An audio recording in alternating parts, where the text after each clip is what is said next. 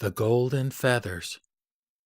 A father and mother and their 3 daughters once lived in a small hut in the forest, for they were very poor. And one day the father said to his wife and daughters, "Good wife and good little daughters, I must leave you for some time, but I shall return with many riches and beautiful things. My little daughters shall have many jewels to put in their hair, and you will all be happy."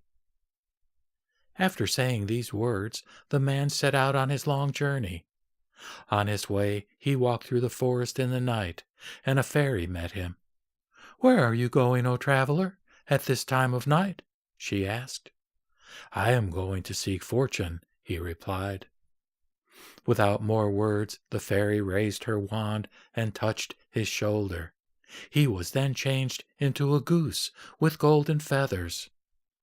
The poor father, now changed into a goose, flew on to the branch of a tree, and he thought, "What can I now do for my family? I am but a goose. I cannot seek for riches. My wife and daughters are very poor." Such were his thoughts as he perched on the branch of the tree, and he was very, very sad. But suddenly he looked down and saw himself reflected in a pool of water beneath. "My feathers are gold," he cried, shaking his wings with glee, and away he flew to the little hut where his wife and daughters were waiting.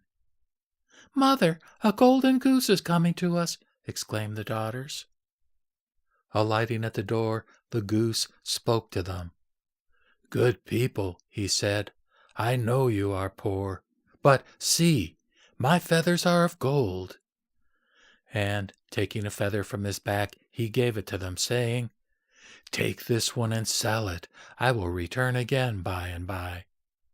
And with that he flew back into the forest.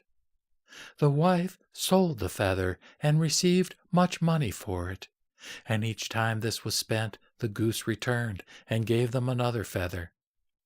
But one day the mother said to her daughters, "My children, the goose may one day fly away and never return. Next time he comes, we must pluck off all his feathers."